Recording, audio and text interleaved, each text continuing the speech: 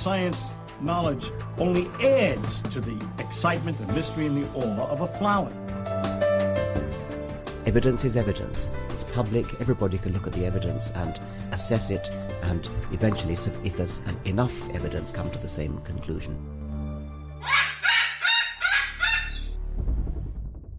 For newcomers and old-timers alike, the Chloe Sanctuary hopes to give you insight into the health and happiness of your companion parrots. We hope to help you build happy homes using reliable and proven tools. The best homes are built on a rock-solid foundation. And the best foundation for a happy home is the bedrock of science. When we stand on the shoulders of giants, the scientists who have worked long and diligently to understand our companions, we can reach new heights of understanding. And understanding is the key to success. What does avian veterinary medicine have to tell us about our feathered friends? How can we prevent illness, see the signs of disease before it's too late, and care for our birds through ill health? What light does behavioral science shed on their nature, needs, and hopes? How can the tools of behavior shaping make our homes happier for us and our companions? How can we deal with biting, screaming, or other misbehavior? What is it like to live among parrots? Let them roam around about you and share a life with them. How much freedom do you give them? What happens if you form a bond of trust with them? Watch and see what understanding their true nature can do for you. Come with us on a journey as we do more than examine a parrot's world. We live in it. Make some popcorn and bring in a few wood blocks. Let everyone have something to chew and a comfortable place to perch. Cockatoo is a presentation of the Chloe Sanctuary for Parrots and Cockatoos, a nonprofit charity dedicated to the empowerment of captive parrots and public awareness. Cockatoos with attitude. Cockatoo.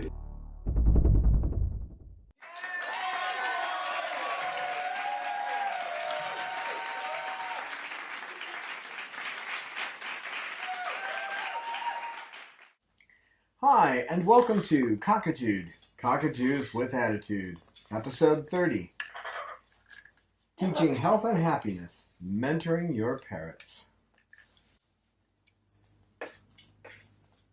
Well, let me introduce who I've got with me today. In my lap is Cecil, who used to be mate bonded to Simone. Right, Cecil? Right, Cecil bird. And Babaloo right next to me. I have Peaches over here on my side. Right, Peaches? Right, Peaches. And over here is Cause. Cause, come up and take a bow. Come on, Cause. Okay, you taking a bow? You gonna take a bow? Okay. Good. That's Chloe right there. Chloe bird, what do you have to say? She's growing in her head feathers since Snowball took that nasty turn that some of the males in captivity will. And we have Salamander.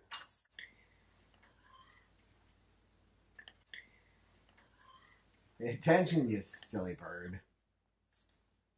And Sugar. Sugar bird. Hi, Sugar bird. Babaloo. So today we're going to talk about teaching your bird health and happiness. And when I say teaching them health, that may sound strange, but you'll get what I'm saying by the end of this video, I'm sure. In the wild, these guys would be trained by their parents. About 95% of what these guys do is behaviors. They learn when they're young. In the wild, they will learn this from their parents, from their siblings, and from the flock around them. But unfortunately, when they're in captivity, they tend not to learn many of the basic things they need to survive. Right, Cecil? Cecil was a good example. When he came to us, hey, Cecil, why don't you come up and show everybody how great you are? I'm the great Cecil. I'm the great Cecil bird. He had all of his feathers on his head were just sticking up as pins. No one had preened them. so he looked like, Pinhead from the horror movies. He actually knew very little about what to do in this world. He had shark's eyes, or like a doll's eyes, and when when you tried to get him to respond to almost anything, he didn't respond. So it took a long time, but he's learned a whole bunch of things, and we're going to talk about those things as we go along. So some people say that they don't want to teach their birds behaviors like ringing bells or picking up a ball and dropping it into a little hoop, or some of those baby toys where you're just sorting things out and putting them into little trays and things like that. So, excuse my voice today. I cut wood yesterday. I make most of these pieces of wood. These are just regular, just cut pieces of wood with no holes, but for our toys, I cut the pieces of wood in different shapes and then drill holes through them. I forgot to put on the mask yesterday. And if you're breathing sawdust for a while, you get a gravelly voice. So I don't have a cold or anything. I just have a gravelly voice from making toys, making toy parts. What a beautiful song, Peaches. Peaches, is there a second verse? Is there a second verse to that song, Peaches? No, not today? Usually there is, Peaches. Usually there is. So, we shouldn't treat them as circus animals, and I certainly understand that viewpoint. Come here, Cecil. He still hasn't quite gotten out of his nippy behavior since she left. He also reacts a little bit to the cameras. If he's in here without cameras, he doesn't do this. And if the lights aren't so bright. Right, boy? Right, boy? Yeah, I haven't seen this behavior since the last time we did the video. No. Normally he doesn't do any threatening motions, but I think he's associated some of that with the filming now, so. Because that's when he was in the same room with Simone. We hope you will consider supporting us on Patreon today. This is how it works. We produce up to 2 videos a month. As a patron, you pledge to give us a donation, whatever you feel is right and meets your budget. Patreon gives us your gift monthly. You can easily set a limit on how much you donate a month. You can change the amount of your pledge at any time.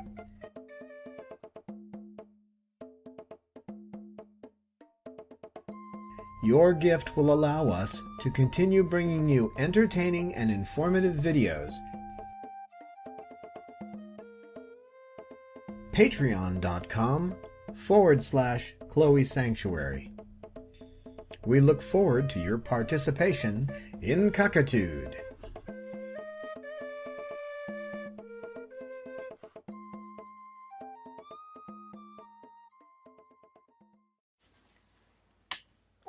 Well, you can come sit with me if you want, Mander. Come on down. I just don't want you beating on things so the video sounds like nothing but bang, bang, bang. Yeah.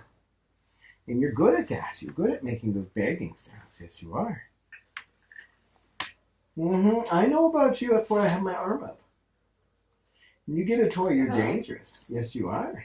You're a good bird, but you get dangerous. Yes, you do.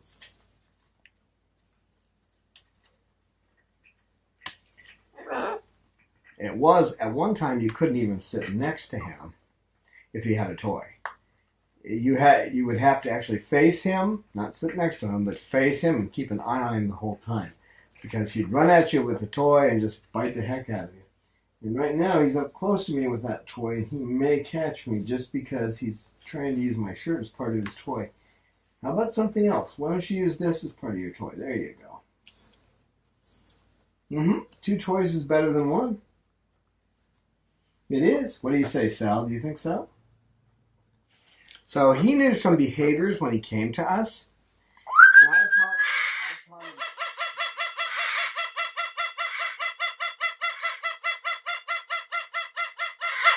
Hello.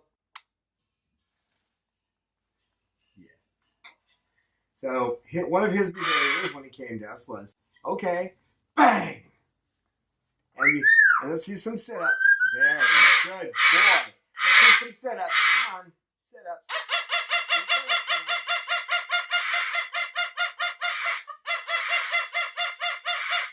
I'll sit there for a second. Okay, sit-ups. One. Come on, sit-ups. 1, 2, 3. Very good bird.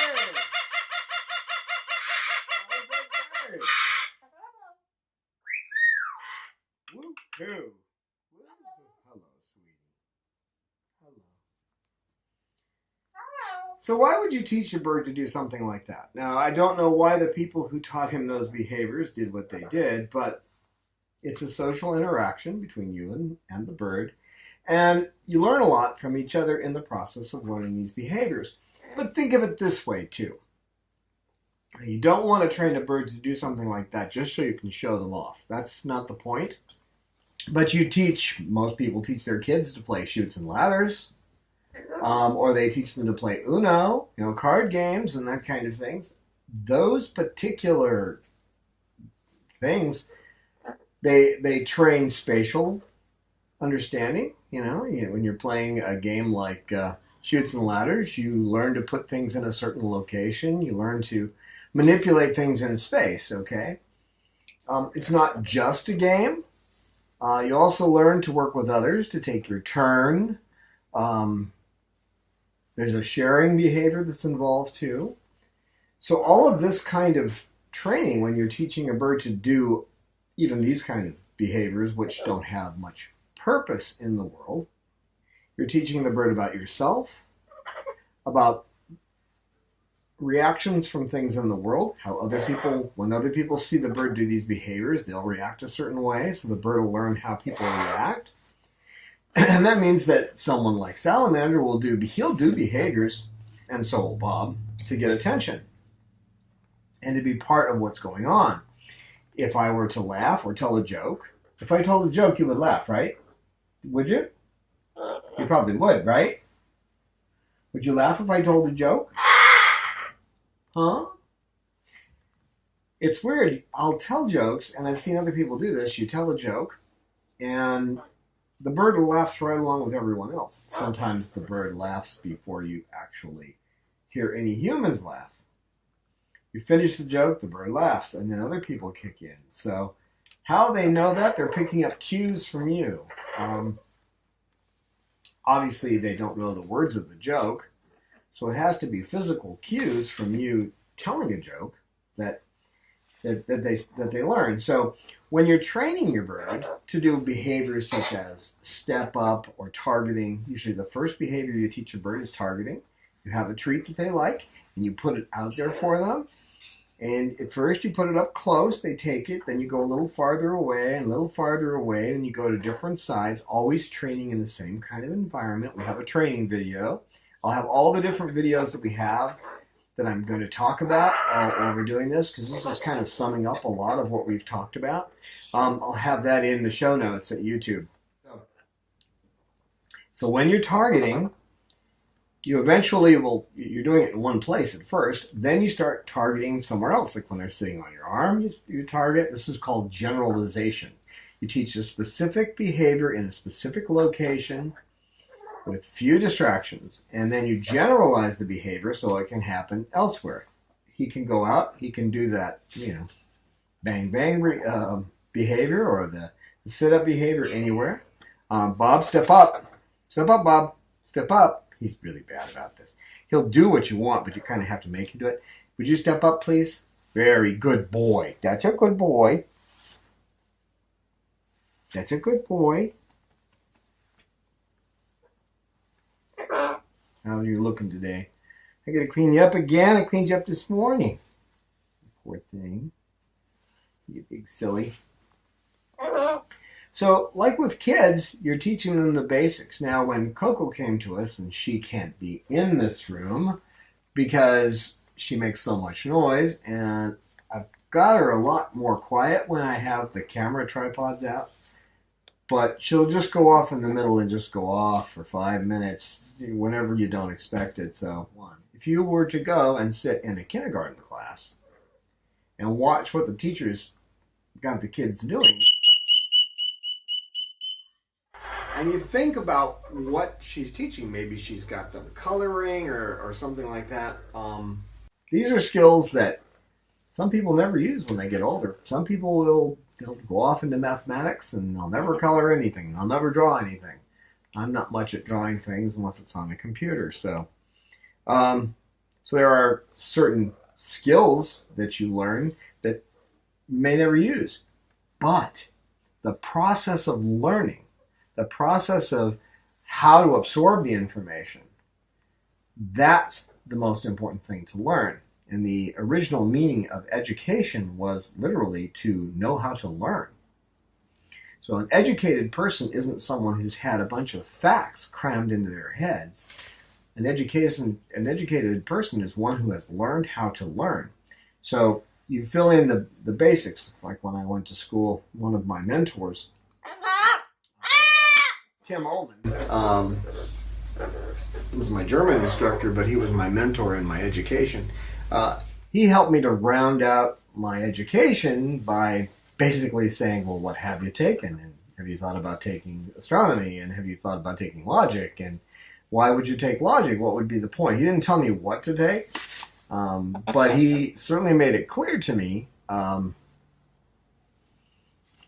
where the holes were in my knowledge, and he helped me to make the decisions necessary to fill in those things. But it's been quite helpful because knowing how to learn, I've been able to run into situations that might have stopped me, but I was able to study and learn how to deal with them and then go on. Like working with these birds, I was able to figure out where I could take the classes with Dr. Friedman in behaviorworks.org. And once I was able to figure these things out on my own. So that's what you're doing with the birds. You're helping them, right, Salamander?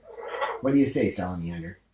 You're helping them to learn how to learn in our world and how to learn about our behavior and what they can do within certain boundaries. So you actually do help them to learn to test those boundaries as well. And you have to learn how to set up the walls. And they got to be soft walls. If you've got, unless they're chewing on an electrical cord, you have to gently redirect them. So unless it's a danger to them, gentle redirection is the best bet. And so we have a whole video on training that talks about these basic things.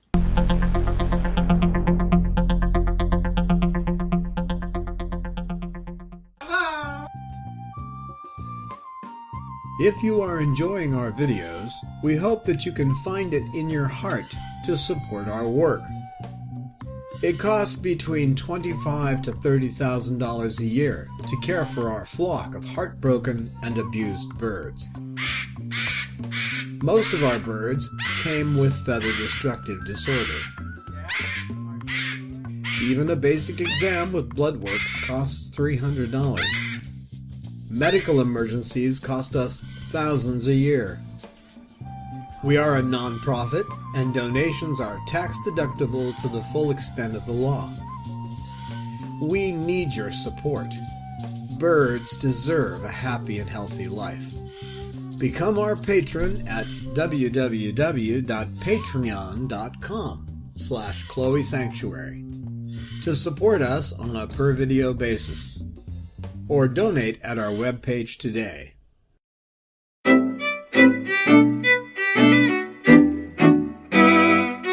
So in the wild, they would learn from their parents, their siblings, the flock. About 95% of what they know would come from the interactions they had there. They do have some basic behaviors that are they're inbuilt, they're innate. The squawking when the sun rises and when the sun sets. That's a normal behavior. It should be encouraged. You want to encourage their normal behaviors if you can fit them in.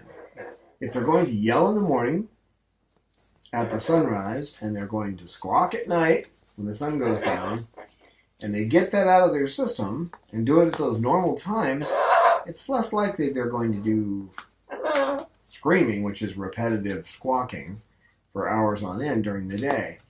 So you encourage it at those times. You encourage those behaviors when you can in situations where it's acceptable. And you kind of clearly figure that out. Is it acceptable if they're screaming in the kitchen? And do you want them to do that when it's dinner time? Or do you want them to be quiet for their food? It's fairly easy to train those behaviors because that's not a time where squawking is normally going to occur. So they'll squawk when there's a danger or something unusual. This guy, Bob, will often start squawking. If you go and look at his cage, he'll be looking out the window. If he's looking out the window, there's a hawk out there or a coyote walked by. We're kind of in the sticks. So he's giving a warning call. You don't want to stop that. You don't want to try to stop a warning call. And if you walk out of the room and they call to you, you want to answer those calls, because if they don't get a response, a bird will, it's normal for the flock to respond. So when you don't respond, maybe something got you. Maybe there's a danger out there. So in most cases, repetitive screaming, come here, sweetheart. Come on, you can sit on my chest if you want. Come on, baby. Come on. That repetitive screaming. In most cases, that repetitive screaming is just a broken flock call. They tried to call for you, tried to call, nothing happened, so they get into a habit of screaming. Sometimes it can also be that they want something and you don't get it, you don't understand what they want, or you ignore them when they're asking for it. You may know they want something, like they want out, but you're not going to do it, and you don't replace that behavior with something else.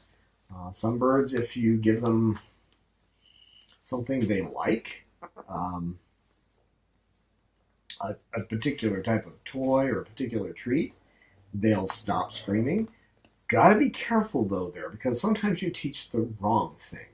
For example, if you've got a bird that starts screaming and you give them a treat, you're rewarding the screaming. So you want to wait until they're quiet before you reward them, then you're rewarding them for being quiet. That's all part of the education process. That's just general. When we get to talking about specific things, they should know how to use their feet. So if you hand them something, they can use their beak. Understand it? They should know that they can just pick up something with their beak. They should also know that they can handle it with their foot. And their foot is a grasping tool. It's not built into them to know that. A good example is Coco, and I hope to have her, and I'll probably just have to video her outside of this room, setting up a camera where she doesn't see it. But when I first got her, she had very loving humans who were caring for her. But they didn't realize she needed to be taught how to use her feet. So she didn't even know how to hold an object. She wouldn't have done what he just did. She would not have taken it with her beak or her foot and held it. She wouldn't have done that. She used her beak, but she didn't use her feet at all. So now she'll walk over to a ladle. She'll grab a big spoon, a kitchen spoon, and it's got something she wants on it, and she'll pick up the whole thing and eat it. So you need to teach them how to use their feet, and then also when to use their wings, when it's a good time to fly. So you can train them to fly inside the house just by standing a foot away from them. Normally if you have them step up, you just get your arm a little bit closer. You know, they may be here and here, like that far away, and then just call their name. And like look at them like you want them to come. So you say, Salamander, or Sal, with a certain tone of voice. And I can do that with Lorelei, who wouldn't come back here today. I can do that. What are you doing, sweetheart? You getting a little wound up? Are we getting wound up? Yeah, I can tell. You want to sing? Hello. Hello. Hello. Hello. So you can teach them to fly over to you. And teach them to do something. Now, normally, breeders don't teach birds to fly. So you have a bird that has never been taught and normally doesn't fly very well. We still have birds here that if they suddenly catch themselves flying, and that sounds strange, doesn't it?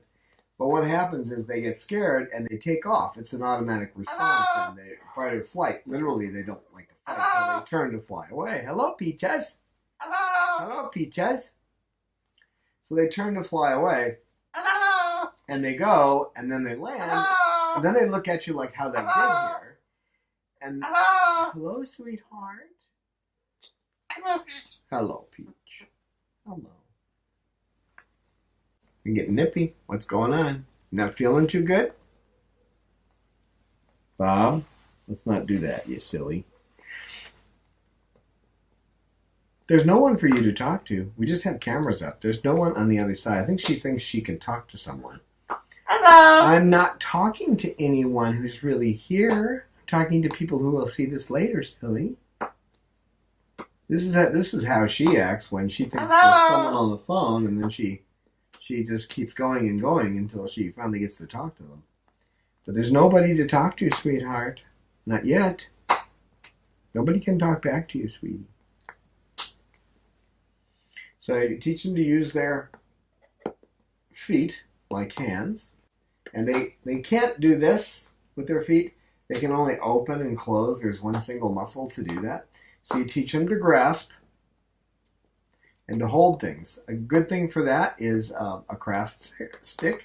You can put some almond butter on it or peanut butter or something so that they can grab a hold of it and actually hold it up to their face and eat it. Hi, Peach. So that's one way to teach them. And then later on, you can give them spoons and not forks. You don't want them hurting themselves with a fork, but are objects that aren't sharp, and let them go ahead and eat off those things, right, Peaches? Well, you're just a really vocal girl today. So with the wings and feathers, it's a learning process between you and the bird. First, there's the flight, which you want to teach them how to be able to fly, how to land. It takes practice. That's basically how they're going to learn, because that plus vicariously watching the other birds around you, if you have any other birds that can fly. Without that, though, it's just a matter of practice. And if the tail position isn't right, and they don't get their secondary feathers just right, they're going to crash into things for a while. They may take off and go a little higher than they planned or a little lower than they planned, crash to the floor. But eventually they'll figure it out. And unless you continue to have them fly over to you, which is a good thing to train, because if you need the bird to come back, for some reason somebody leaves a door open or whatever, and you've taught them that when you put up your arm and you call their name, they're to fly over to your arm, it's pretty easy to get them back, especially if you have their favorite treat. The other behaviors that need to be taught, and this is of course also teaching you and your bird how to communicate to each other, and teaching them how to be social and do good things in a social environment. You can start teaching them the veterinary behaviors, like opening the beak so you can see inside. I can't do it when I'm holding her, but I can grab a hold of her mandible up here and I can open her beak up and look in there down her throat to make sure nothing's gone wrong. And you can see if there's redness or if the inside of the throat doesn't look right. And you say, well, what's right? Well, normally your bird will be right. So the first, if you go to a vet exam and the vet examines your bird, and he says the throat's normal, then you can look down and say, that's a normal throat. That's one way to learn. You can also look that kind of thing up in the Basaba Manual for Citizen Birds. And there's pictures in there to help you know what's right and what's wrong. So they need to know they have to be able to open their wings up for the vet so the vet can look under the wings. They have to be able to, I'm not going to turn her upside down, but they have to be able to be flipped upside down. All the birds here can do it. She can, but she has her injured neck. So because of the 6 fused vertebrae in her neck, I'm hesitant to just flip her over when I don't need to. Right, baby? You should teach them to accept a towel if they have to be picked up with a towel. Sometimes when they're at the vet will be using a towel to hold them. So they have to be comfortable with that or they're going to get scared. You really don't want their heart rate going way up. So that's another reason that you should educate them on towels. And so once in a while, you're going to, spend a little time here and there getting them used to towels.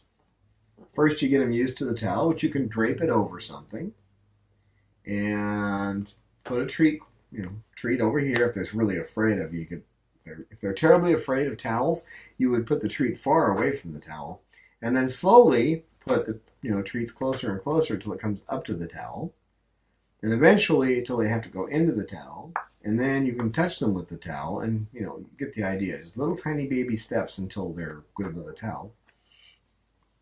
You want them to be rounded out and comfortable in their world. And can you imagine how you would be if your mother and father had worked that way with you when you entered the dentist office?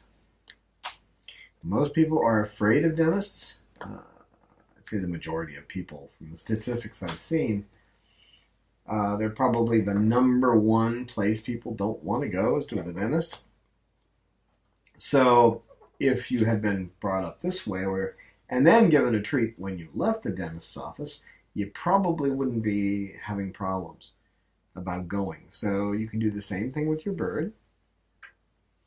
You have to be able to have their feet touched.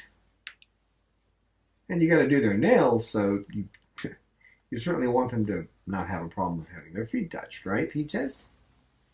That way you can do their nails. Although this one, she used to be good about having her nails done, didn't you? Didn't you? But now to get her nails done, you have to put a collar on her. Because she just won't. She goes after the Dremel, even though it doesn't hurt her. And she makes a game of it. Why would I say she makes a game of it? Well, that's because once you take the collar off, it's like, what are we doing now? She acts like she's all freaked out. The second you take off the collar, it's da-da-da-da-da-da. What's up? Where are we going? What are we doing? Nice song, Peach. Nice song, Peaches. What's up, Bob? Salamander? What are you doing? Mander, salamander. So they need to learn how to flip over, and and this process too is a socialization. So in being flipped over and letting you touch their heads and feel down their bodies and all that's a socialization behavior. So, and it makes them more comfortable in the world. If they're more comfortable, they're less likely to have issues. Get away from the tripods, please. Thank you, Bob. They're less likely to have issues. You have to be able to be touched on the tail, although you don't want to do this as a regular thing. You have to be able to see that their feathers are normal and that nothing's going wrong. You have to touch their bodies in physical exams, which we have a video on that. So when you do your exams, to make sure that they're physically okay, they don't have any problems that are developing, so that you can get ahead of a problem, so that you can see it before it becomes a big problem and get them to the vet. This isn't so that you don't go to the vet. This is a problem. A lot of bird people don't take their birds to the vet. Every bird should be seen by their vet yearly. They need to have a full blood workup at least every 5 years. Some vets like to do it more than that. Right, baby? Right. So what other kind of things are you going to teach for their health and happiness? Obviously, when they go to the vet, if they're okay with being touched and handled and you touch their feet, and you can look in their you can look in their beaks and you can check them out like this and they don't have a problem, that makes their life more comfortable. Well, what about with other birds? Well, Peach is not too fond of other birds. Okay. But as you notice, I put them close to each other, and I think the reaction was from both of them was like, what are you doing? They didn't freak out. They didn't have any negative reactions to each other. They just looked at it like, why is Dawn putting us so close together? we don't normally sit close to each other.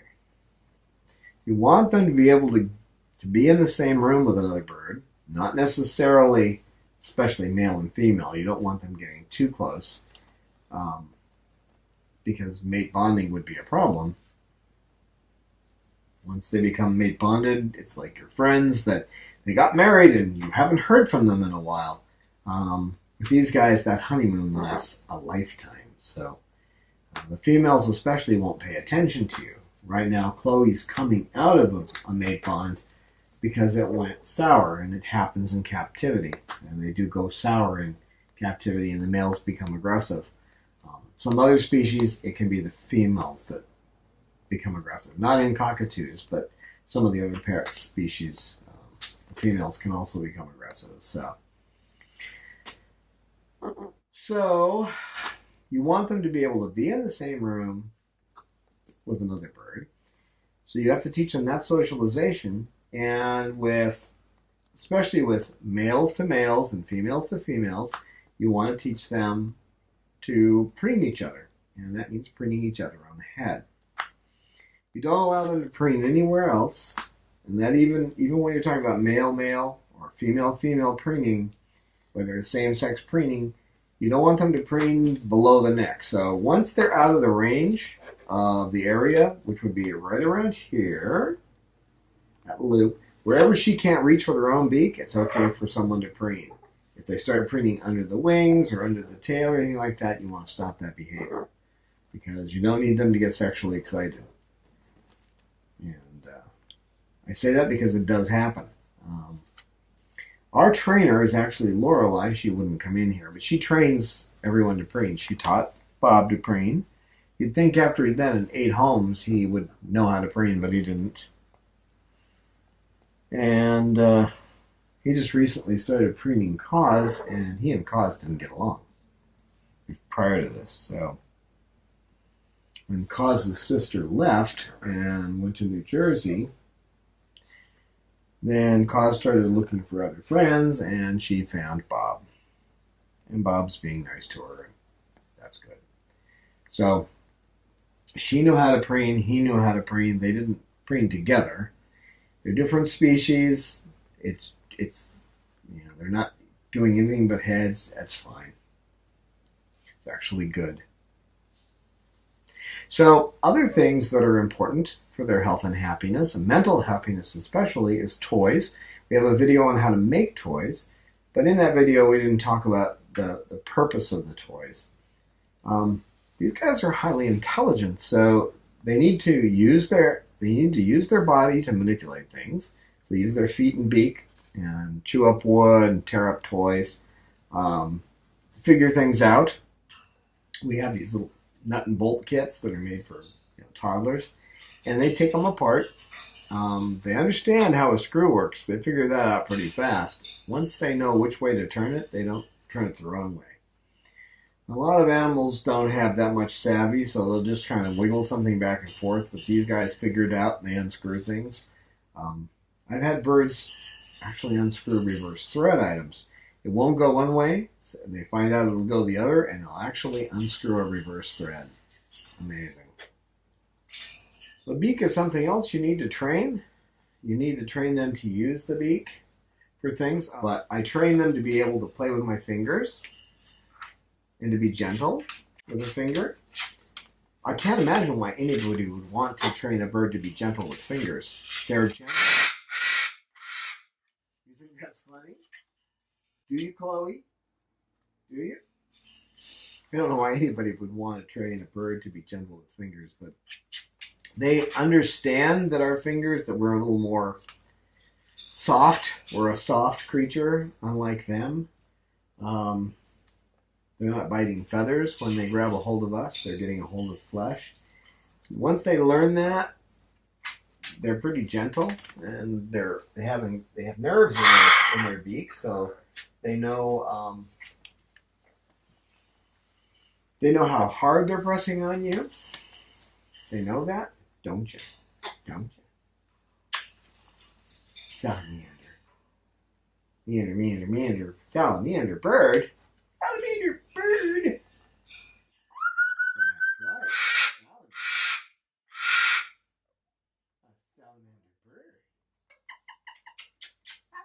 Hello, sweetheart. How are you? The big salamander. The big salamander. Oh, I touched your head. Oh, shame on me. Shame on me. You don't let anybody touch your head. I know. The hardest bird there is to free. Don't let anybody touch his head. Alright? So you train him to be gentle with the beak. Train him to come up off the floor with the beak. It's easier if you just put your finger down. They grab a hold of your finger. You can lift them straight up and sit them on your shoulder or sit them in your lap or whatever you're going to do. Now, you teach them to preen other birds. Bob had to be taught. It was Laurel that taught him to preen. You can also teach them to preen you. They can preen beards and hair. If you've been spraying hairspray in your hair, you don't want them preening you, though. You don't need that plastic acrylic stuff in there. That's a salamander. That's a salamander. Yeah, it's a salamander. He's a good boy. Now, this is a good teaching experience here, a learning experience for them, and one for me to teach. They rarely get into situations where they're this close to each other. And Bob's a thief. He loves to steal things the other birds are playing with. He's thinking about it. Yeah, it sure looks like it. That's his look when he's about to take something from someone else. It is, isn't it, Bob? Oh, I see the feathers on the back of your neck go up. Yeah, it's a sign of birds getting aggressive. Those feathers on the back of the neck go up by themselves. So this is a good teaching situation. Come on. That's my boy. What a good bird. Come here. Well, come on. Well, come on.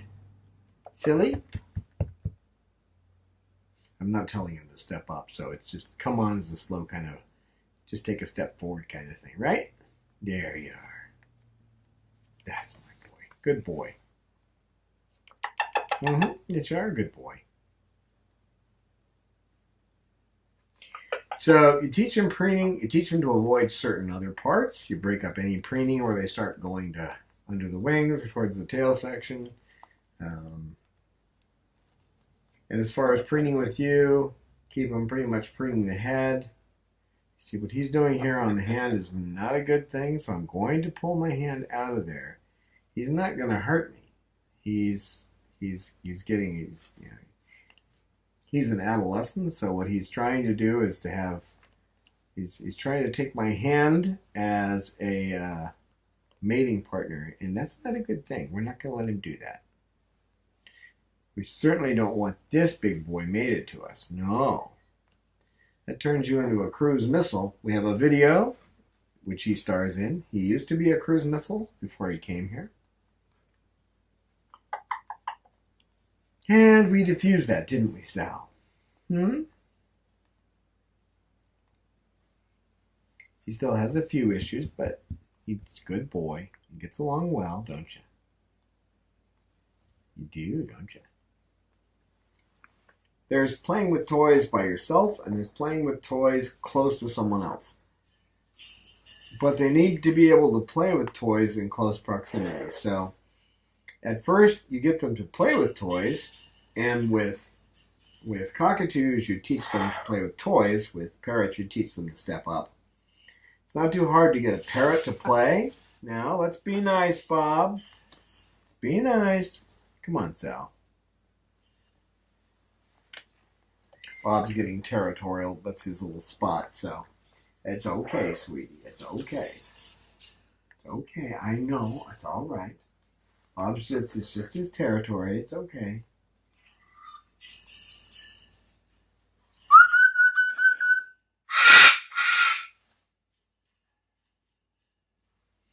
That was nice of you, Sal. That was a good boy.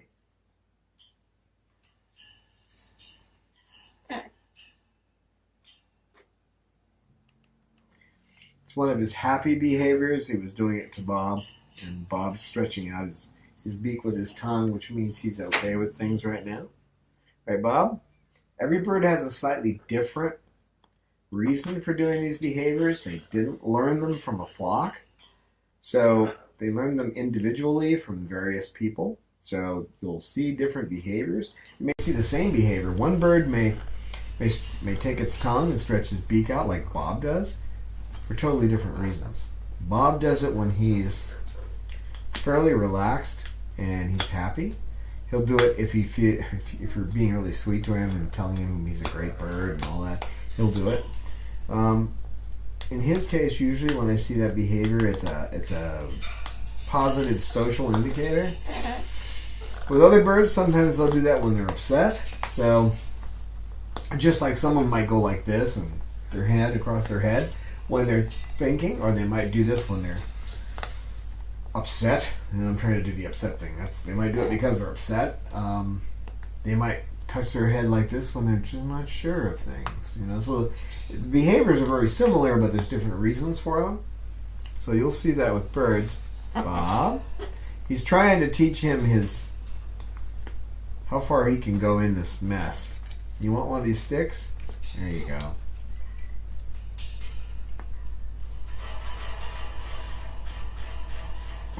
So I hand it.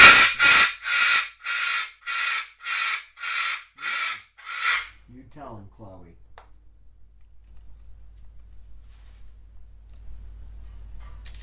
And Chloe is an example of someone who is out of the social loop. She was in a mated relationship, so I'm reteaching her social behavior. Right, Chloe? Chloe bird.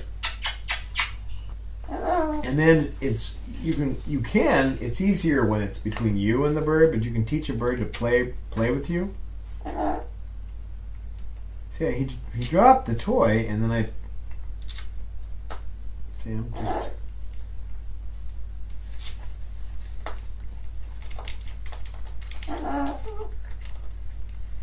I just keep giving it back to him. He'll drop it, and then I give it back to him. So you can actually get them to play with you. I have Snowball who plays Frisbee with me, so he didn't start out that way. He started out with the lids from the tops of jars, and now he actually plays with real Frisbees. And he used to just take the Frisbee he would take the lid, and he would run back to you with it. But now with the Frisbee, he throws them back. So he's learned a different behavior over time. Slowly condition him to do something different. And it's good too if you teach them a behavior and if you just expand it and show them that they can modify the behavior a little bit. Then they can educate themselves on how to deal with the world and make changes. Yeah? You agree? Basic summary is that you're going to teach them some life skills to make them healthier and happier. And that the first life skill they need to learn is how to teach themselves, how to learn from their environment. So in that process, the best thing to usually do is to teach them targeting, to follow your hand for a treat, and then step up is the next one you teach. And then I would focus on making sure that they know how to use their body parts, and they're comfortable with having you touch their feet.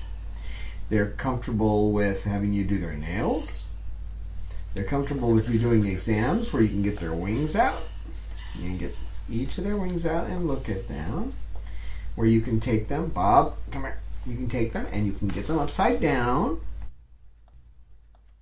What I did with the doctor when he said, I'm gonna have to examine his cloaca, and I just flipped him right over. You be nice. You be nice. And what I'll usually do when you get birds where one's showing a little aggression to the other, I'll generally use my hand to just kind of hold them back. When Simone was here, she was so territorial, trying to defend her mate, who didn't need any defense. Cecil's a pretty strong bird, but she saw it as she had to defend him. And if you tried to get in the way when she was going after another bird, she would bite pretty hard. But that's what you do. You just put your hand out to stop them. And they eventually figure it out. Like, he knows. That means stop. Yeah, you don't have to stop now. You can go wherever you want to go. You can go wherever you want to go. Again, teaching them to be comfortable with being touched, to learn how to do new things. It's like playing chutes and ladders, like playing cards, like learning to handle blocks, like all these different things they teach in kindergarten and first grade. You know, this is basically where you're going to be teaching. Those are the levels you're going to be teaching. They're smart, but they don't have our language, so you're going to teach things at that level. And, and things like this. You can't have sexual behavior with the wrong species. That's something I have to teach you. And all I did was lift him up and then kind of unbalance him by moving my hand back and forth to keep him from trying to have sexual relations with my hand. I just move my hand back and forth like this. And then if I sit him back down, no, I'm sitting back down. You're not sitting back down. You're getting a little focused there, guy. Well, you are just a little bit. Now, he doesn't like to have his head preened. So now what I'm doing, and I'm not irritating him too much, but I'm going for his head and trying to preen him. Kind of consider this a cold shower for him. So, because of doing something he's not that thrilled about. He doesn't hate it, he just doesn't prefer it. So, that gets him out of the mood. Every bird's different. You're going to find different ways to doing it, but you'll find something that'll break it. So just unbalancing them by moving your hand back and forth or your arm back and forth.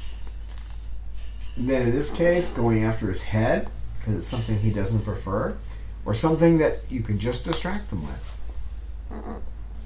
So you're going to teach them how to learn, how to deal with social situations between bird, male, female, male birds situations, and then human interactions, and how to deal with things like how to get into a carrier. You teach them that, because if we had a fire once, if I couldn't have got all the birds we had, which was 6 at the time, and this was early on.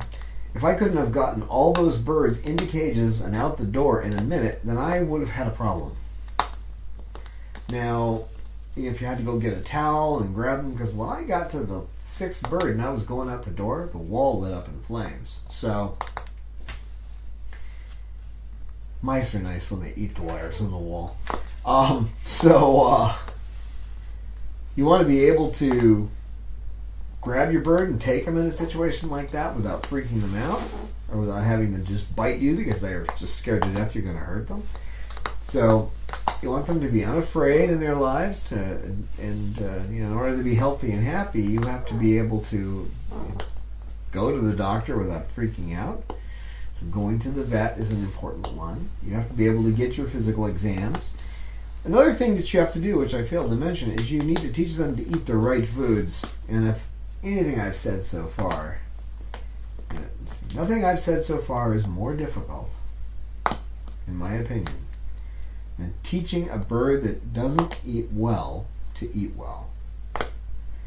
If you were raised on Snickers and Kit Kats and cookies and all that when you were young, by the time you get into your teens, you're pretty much stuck on all that sugary junk food. Well, they often end up to eat seed like that, or they'll be on other foods, human foods that aren't good for them, that are loaded with salt and bad kinds of fats and things. They'll be getting too much fat or too much protein, things that aren't good for them. So that's a hard one.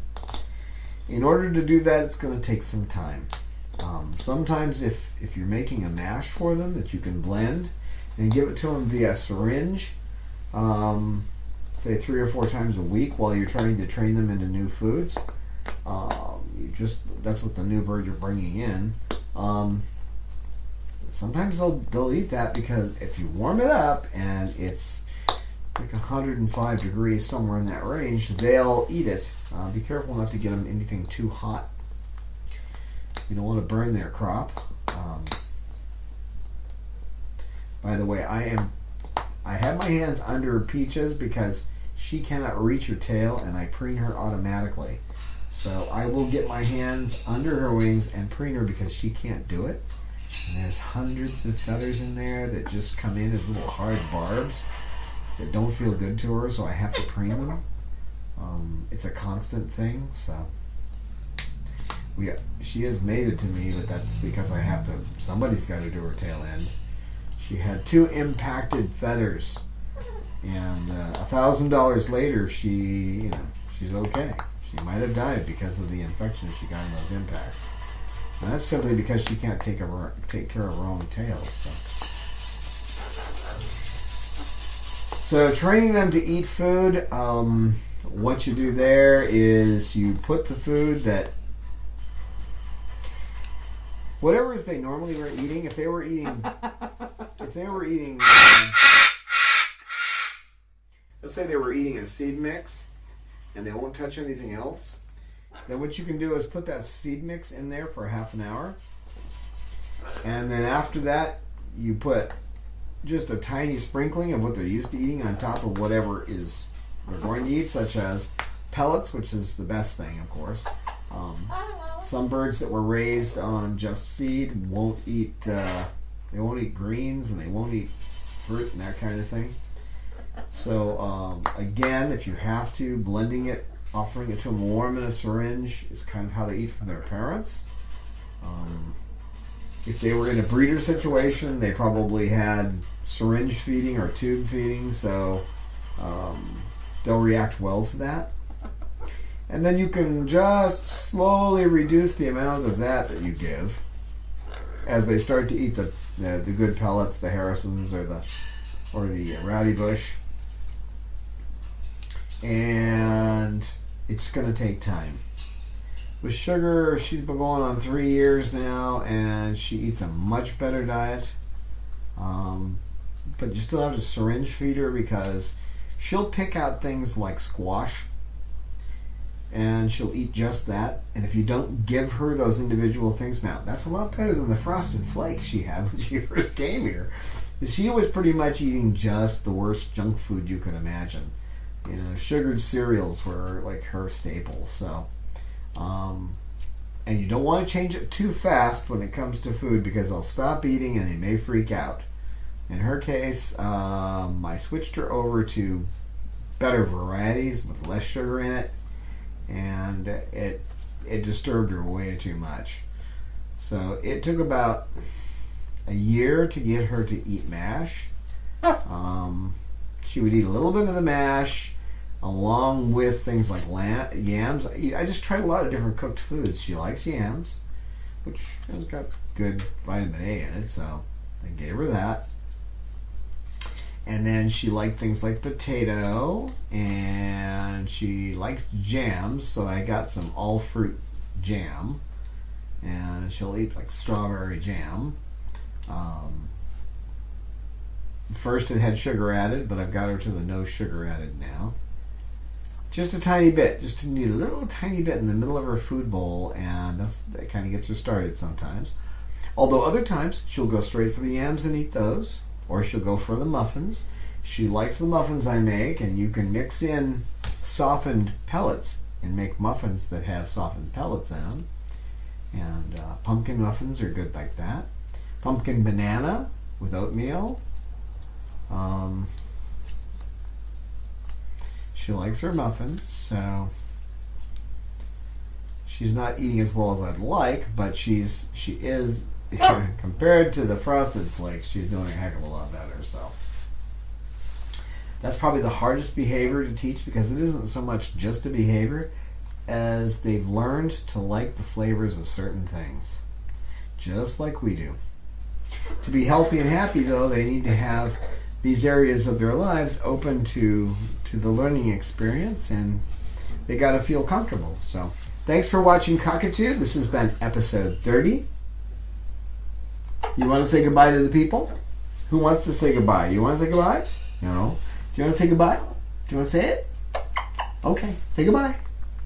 Say goodbye to the camera. Say goodbye.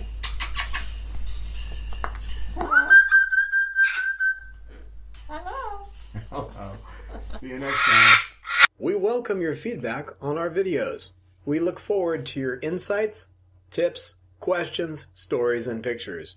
You can email us at cockatoo@chloesanctuary.org, reach us on Twitter @ChloeSanctuary, and join with us on our Facebook Chloe Sanctuary page.